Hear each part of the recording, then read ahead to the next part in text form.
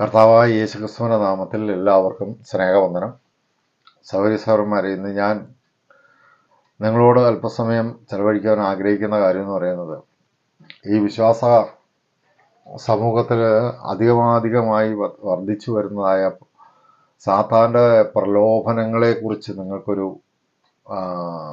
സൂചന തരാൻ വേണ്ടിയിട്ടാണ്. കർത്താവായ യേശുക്രിസ്തു നമ്മളെ ഒരിക്കലും പ്രലോഭിപ്പിക്കുന്നില്ല. യേശുക്രിസ്തു ആർക്കും ഒരു പ്രലോഭനവും കൊടുത്തിട്ടില്ല. പക്ഷേ എന്നാൽ നമുക്ക് പല കാര്യങ്ങളിലേക്കും നമ്മളെ പ്രലോഭിപ്പിക്കുന്നതായ ആ കാര്യങ്ങൾ സാത്താൻ ചെയ്യുന്ന ഒരു കാര്യമാണെന്നുള്ള തിരിച്ചറിവും ഇല്ല എന്നുള്ളതാണ്. സാത്താൻ പ്രധാനമായിട്ടും നമ്മളെ പ്രലോഭിപ്പിക്കുന്ന കാര്യം ലൗകികമായ കാര്യങ്ങളാണ്. കർത്താവായ യേശുക്രിസ്തു തൻ്റെ പ്രാർത്ഥന യോഹന്നാന്റെ സുവിശേഷം 17-ാം അധ്യായം യേശുക്രിസ്തുവിൻ്റെ വ്യക്തിപരമായ പ്രാർത്ഥനയാണ്. ആ പ്രാർത്ഥനയിൽ കർത്താവായ യേശുക്രിസ്തു പറഞ്ഞത് എങ്ങനെയാണ്? പിതാവേ, ഞാൻ ലൗകികനല്ലാത്തതുപോലെ ഇവരും ലൗകികന്മാരല്ല എന്ന് പറഞ്ഞു. കർത്താവായ യേശുക്രിസ്തുവിൻ്റെ ശിഷ്യന്മാരാരും ലൗകികരല്ല എന്ന് യേശുക്രിസ്തു തന്നെ ദൈവത്തോട് സാക്ഷ്യം പറഞ്ഞു എന്നുള്ളതാണ്. അപ്പോൾ നമ്മൾ ഒരു വിശ്വാസി ലൗകികനാണോ ആത്മീകനാണോ എന്ന് നമുക്ക് തിരിച്ചറിയാൻ കഴിയുന്നത് ഈ ലൗകികമായ പ്രലോഭനങ്ങളിൽ അകപ്പെട്ടു പോകുന്നുവെങ്കിൽ നമുക്കൊരിക്കലും ആത്മീയനാകാൻ പറ്റത്തില്ല. അപ്പോൾ സാത്താൻ വിശ്വാസികൾക്ക് നൽകുന്ന ഒരു 3 പ്രബോധനങ്ങൾ ഞാൻ നിങ്ങളുടെ ശ്രദ്ധയിൽപ്പെടുത്തുവാനായിട്ടാണ് ആഗ്രഹിക്കുന്നത്. അത് ഒന്നാമത്തെ കാര്യം എന്ന് പറയുന്നത്, തിമോഥെയോസിൻ്റെ 1-ാം ലേഖനം അതിൻ്റെ 6-ാം അധ്യായം അതിൻ്റെ 7-8 വാക്യങ്ങൾ ഞാനിങ്ങനെ വായിക്കാം.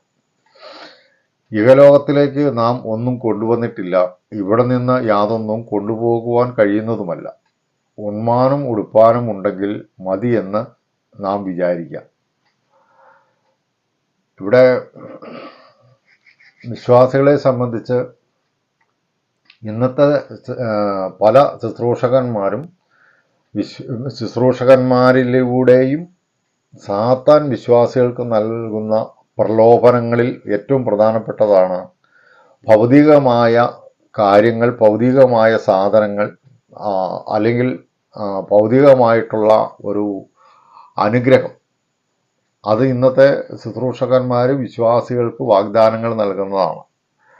അങ്ങനെ ദൈവത്തിലേക്ക് വന്നു കഴിഞ്ഞാൽ, കർത്താവിലേക്ക് വന്നു കഴിഞ്ഞാൽ നാം അനുഗ്രഹിക്കപ്പെടും, ഭൗതികമായ ഉയർച്ച പ്രാപിക്കും, നമ്മുടെ ബുദ്ധിമുട്ടുകളും പ്രയാസങ്ങളും എല്ലാം മാറി നമ്മൾ ഒരു നല്ല നിലയിൽ ജീവിക്കാൻ കഴിയും എന്നുള്ള വാഗ്ദാനം നൽകിക്കൊണ്ടാണ് ഇന്ന് പല മീറ്റിങ്ങുകളിലും വിശ്വാസികളെ സാത്താൻ പ്രലോഭിപ്പിക്കുന്നത്.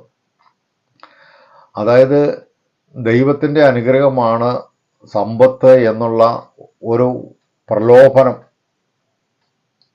അതുകൊണ്ട് ദൈവത്തിൻ്റെ അനുഗ്രഹമാണ് സമ്പത്ത് എന്നുള്ള ഒരു ധാരണ വിശ്വാസികളിലേക്ക് വരികയും അത് സമ്പത്ത് പ്രാപിക്കുവാൻ, സമ്പത്ത് വർദ്ധിപ്പിക്കുവാനുള്ള ഒരു പ്രലോഭനം സാത്താൻ അവരിൽ നൽകുകയും ചെയ്യുന്നു എന്നുള്ളതാണ്.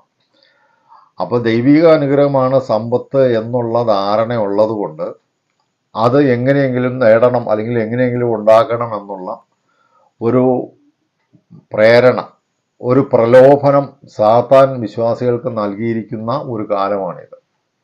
കാരണം ഇന്നത്തെ മീറ്റിങ്ങുകളെല്ലാം നമ്മൾ ശ്രദ്ധിച്ചു കഴിഞ്ഞിട്ടുണ്ടെങ്കിൽ കർത്താവിൻ്റെ അനുഗ്രഹമാണ് സമ്പത്ത് എന്നുള്ള ആശയത്തിലാണെന്ന് എല്ലാവരും സംസാരിക്കുന്നത്. അപ്പോൾ പണം ദൈവത്തിൻ്റെ അനുഗ്രഹമായതുകൊണ്ട് പണം നേടാനുള്ള ഒരു പ്രലോഭനം സാത്താൻ നമുക്ക് തരുന്നു എന്നുള്ളതാണ്. എന്നാൽ പൗലോസ് അപ്പോസ്തലൻ പറയുന്നത്, ഈ ലോകത്തിലേക്ക് നമ്മൾ വന്നപ്പോൾ ഒന്നും കൊണ്ടുവന്നില്ല, ഇവിടെ നിന്ന് നമ്മൾ പോകുമ്പോൾ ഒന്നും കൊണ്ടുപോകാനും പറ്റത്തില്ല. അപ്പോൾ അതുകൊണ്ട് ഉള്ളതുകൊണ്ട് തൃപ്തിപ്പെടുകയും ഉണ്ണാനും ഉടുക്കാനും ഉണ്ടെങ്കിൽ അത് മതി എന്ന് വെക്കണം എന്നാണ് പറഞ്ഞത്. അപ്പോൾ നമുക്ക് ലഭിച്ചിരിക്കുന്ന നന്മയിൽ സംതൃപ്തിയോടെ ജീവിക്കുന്ന ആ ജീവിതത്തിന് പകരം നമുക്ക് ലഭിച്ചിരിക്കുന്നത് പോരാ, ഇനിയും നമുക്ക് നേടേണ്ടതുണ്ട്. കാരണം ദൈവം അനുഗ്രഹങ്ങളെ തരുന്നവനാണ്. അതുകൊണ്ട് അതിനുവേണ്ടി നാം ആഗ്രഹിക്കുകയും പ്രാർത്ഥിക്കുകയും ഒക്കെ ചെയ്യണം എന്നുള്ള ഒരു തെറ്റായ ധാരണ സാത്താൻ നമ്മിൽ തരും എന്നുള്ളതാണ്. അത് സാത്താൻ്റെ ഒരു പ്രലോഭനമാണ്. ധനവാനാകണം, സമ്പത്ത് വർദ്ധിപ്പിക്കണം, അതൊക്കെ ദൈവത്തിൻ്റെ അനുഗ്രഹമാണ് എന്നുള്ള ഒരു തെറ്റിദ്ധാരണ ഉണ്ടായിട്ട് നാം അതിനു വേണ്ടി ആഗ്രഹിക്കുകയും അതിനുവേണ്ടി പ്രാർത്ഥിക്കുകയൊക്കെ ചെയ്യുന്നത് സാത്താൻ്റെ ഒരു പ്രലോഭനമാണ് എന്നുള്ള കാര്യം നമ്മൾ തിരിച്ചറിയണം. രണ്ടാമത്തെ കാര്യം, ഞാൻ യാക്കോബിൻ്റെ ലേഖനം 4-ാം അധ്യായം അതിൻ്റെ 4-ാം വാക്യത്തിൽ ഞാനിങ്ങനെ വായിക്കാം. അവിടെ നമ്മളിങ്ങനെയാണ് വായിക്കുന്നത്: ലോകസ്നേഹം ദൈവത്തോട് ശത്രുത്വമാകുന്നു എന്ന് നിങ്ങൾ അറിയുന്നില്ലയോ? ആകയാൽ ലോകത്തിൻ്റെ സ്നേഹിതനാകുവാൻ ഇച്ഛിക്കുന്നവനെല്ലാം ദൈവത്തിൻ്റെ ശത്രുവായി തീരുന്നു. ഇവിടെ വിശ്വാസികളെ സംബന്ധിച്ചുള്ള ഒരു പ്രലോഭനം ഇതാണ്. എന്താണെന്നറിയോ? നമുക്ക് ഈ ലോകത്തിൽ ഒരുപക്ഷെ നമ്മളും നമ്മുടെ വീട്ടിലുള്ളവരും മാത്രമേ രക്ഷിക്കപ്പെട്ടിട്ടുണ്ടാവുള്ളൂ. നമ്മുടെ ബന്ധുമിത്രാദികളോ കൂട്ടുകാരൊന്നും രക്ഷിക്കപ്പെട്ടവരായിരിക്കില്ല. അപ്പോൾ നമ്മുടെ രക്ഷിക്കപ്പെടാത്ത കൂട്ടുകാരെയും രക്ഷിക്കപ്പെടാത്ത ബന്ധുമിത്രാദികളെയും നമുക്ക് മുഷിപ്പിക്കാതെ അവരുമായിട്ട് നമുക്ക് ഒത്തൊരുമിച്ച് പോയെങ്കിലേ നമുക്ക് ഇവിടെ ഒരു സുരക്ഷിതമായി ഒരു സന്തോഷമായി ജീവിക്കാൻ പറ്റത്തുള്ളൂ എന്നുള്ളത് സാത്താൻ തരുന്നൊരു പ്രലോഭനമാണ്. കാരണം എന്ന് വെച്ച് കഴിഞ്ഞാണെങ്കിൽ ലോകത്തിൻ്റെ സ്നേഹിതൻ ആകുവാൻ ഇച്ഛിക്കുന്നവനെല്ലാം ദൈവത്തിൻ്റെ ശത്രുവായി തീരുന്നു എന്നാണ് യാക്കോബ് പറയുന്നത്. അപ്പോൾ രക്ഷിക്കപ്പെടാത്ത ഈ ലൗകികരായ മക്കളുമായിട്ട് അല്ലെങ്കിൽ ബന്ധുമിത്രാദികളായിട്ട് അവരെ പ്രസാദിപ്പിച്ച് അവരോടൊരുമിച്ച് അവരുടെ ഇഷ്ടങ്ങൾക്ക് ഒത്തവണ്ണം നമ്മൾ നിന്നെങ്കിൽ മാത്രമേ അവരുടെ സ്നേഹം സമ്പാദിക്കാൻ പറ്റത്തുള്ളൂ, അതുപോലെ തന്നെ അവരുടെ സഹകരണം നമുക്ക് ലഭിക്കത്തുള്ളൂ എന്നുള്ളത് കൊണ്ട് നാം അവരുമായിട്ട് ഒരു ബന്ധം സ്ഥാപിച്ച് ഈ ലോകത്തിൽ നമ്മൾ നിലനിൽക്കുന്നു എന്നുള്ളതാണ്. അപ്പോൾ ഇത് സാത്താൻ കൊണ്ടുവരുന്ന ഒരു പ്രലോഭനമാണ്. നമുക്ക് ഈ ബന്ധുക്കളില്ലാതെ നമുക്കിവിടെ നിലനിൽക്കാൻ പറ്റത്തില്ല, നമ്മുടെ കൂട്ടുകാരില്ലാതെ നമുക്ക് കാര്യങ്ങളൊന്നും ചെയ്യാൻ പറ്റത്തില്ല. അപ്പോൾ ലോകരായിട്ടുള്ള ഒരു ബന്ധം സ്ഥാപിച്ചെങ്കിൽ മാത്രമേ നമുക്ക് ഇവിടെ നിലനിൽപ്പുള്ളൂ എന്നുള്ള ഒരു പ്രലോഭനം സാത്താൻ നമുക്ക് തരും. അപ്പോൾ അതുകൊണ്ട് നമ്മൾ എന്ത് ചെയ്യുന്നറിയോ? നമ്മൾ വിശ്വാസികളാണെങ്കിലും വിശ്വാസികളല്ലാത്ത സ്നേഹിതന്മാരെ നമ്മൾ ഉപേക്ഷിക്കാൻ തയ്യാറല്ല. അവരുടെ ഇഷ്ടങ്ങൾക്കും ആഗ്രഹങ്ങൾക്കും അനുസരിച്ച് നമ്മൾ അവരുടെ കൂടെ കൂടുകയും അവരോട് സഹകരിച്ച് പ്രവർത്തിക്കുകയും ചെയ്യുന്നു എന്നുള്ളതാണ്. നമ്മുടെ ബന്ധുമിത്രാദികളെ മുഷിപ്പിക്കാതിരിക്കാൻ വേണ്ടി അവരുടെ പല കാര്യങ്ങളിലും നമ്മൾ പങ്കെടുക്കുകയും അവരെ പ്രസാദിപ്പിക്കുകയും ചെയ്യുന്നു എന്നുള്ളതാണ്.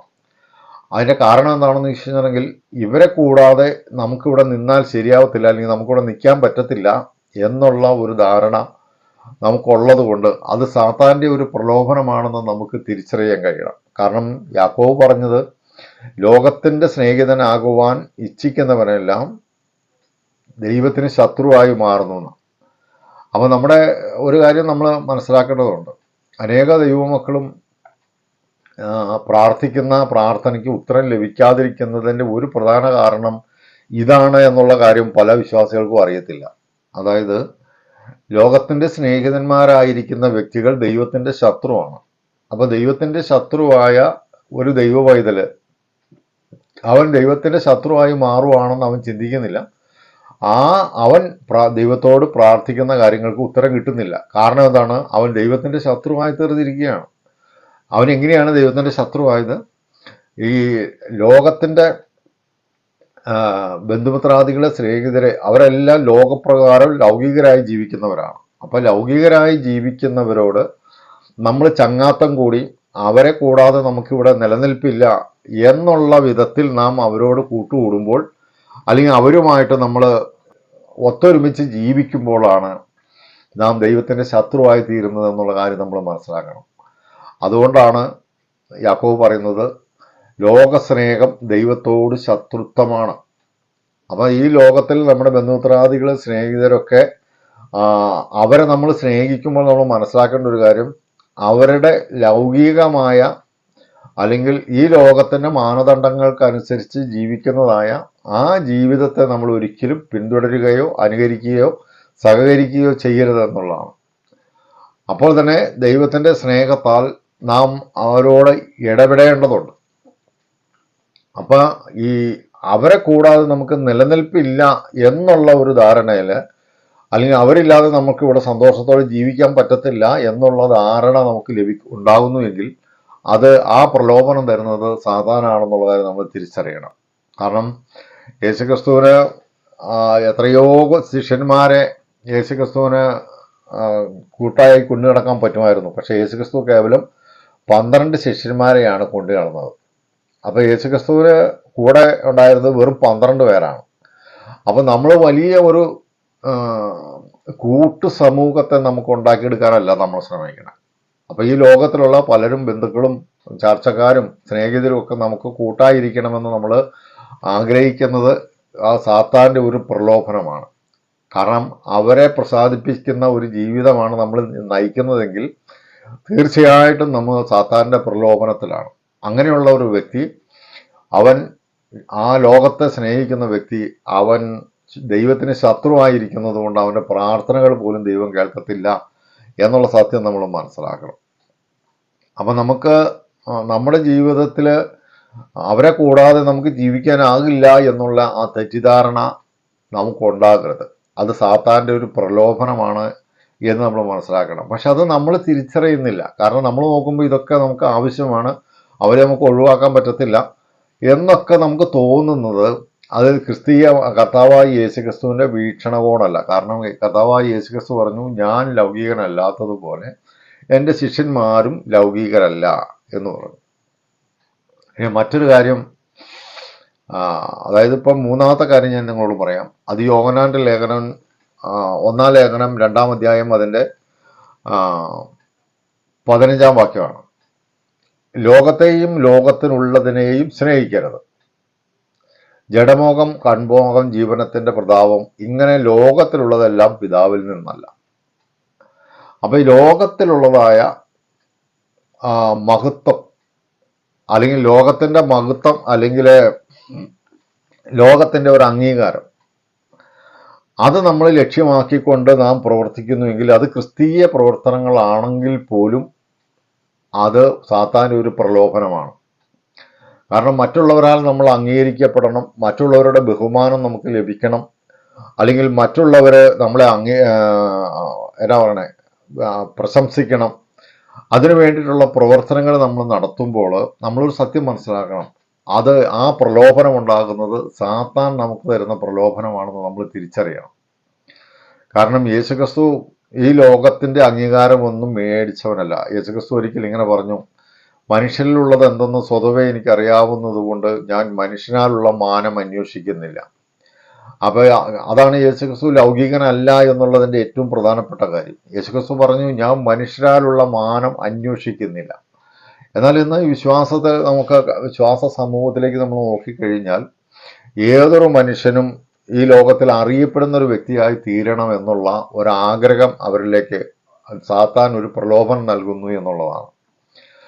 അപ്പം നാം മനസ്സിലാക്കേണ്ട കാര്യം, ഈ ലോകം നൽകുന്ന മഹിമയും ആ ലോകം തരുന്ന അംഗീകാരവും വലിയൊരു പ്രധാന കാര്യമായി നമ്മൾ കണ്ടുകൊണ്ട് അതിൻ്റെ നമ്മളെ മനസ്സ് അതിനെ ലക്ഷ്യമാക്കിക്കൊണ്ടാണ് നമ്മൾ പ്രവർത്തിക്കുന്നതെങ്കിൽ അതൊരു സാത്താൻ്റെ പ്രലോഭനമാണെന്ന് നമ്മൾ തിരിച്ചറിയണം. നമ്മുടെ കർത്താവായ യേശുക്രിസ്തുവിനെ സാത്താൻ പരീക്ഷിക്കാനായിട്ട് വന്നപ്പോൾ അവന് ലോകത്തിലെ സകല രാജ്യങ്ങളെയും യേശുവിനെ കാണിച്ചു എന്നാണ് നമ്മൾ വായിക്കുന്നത്.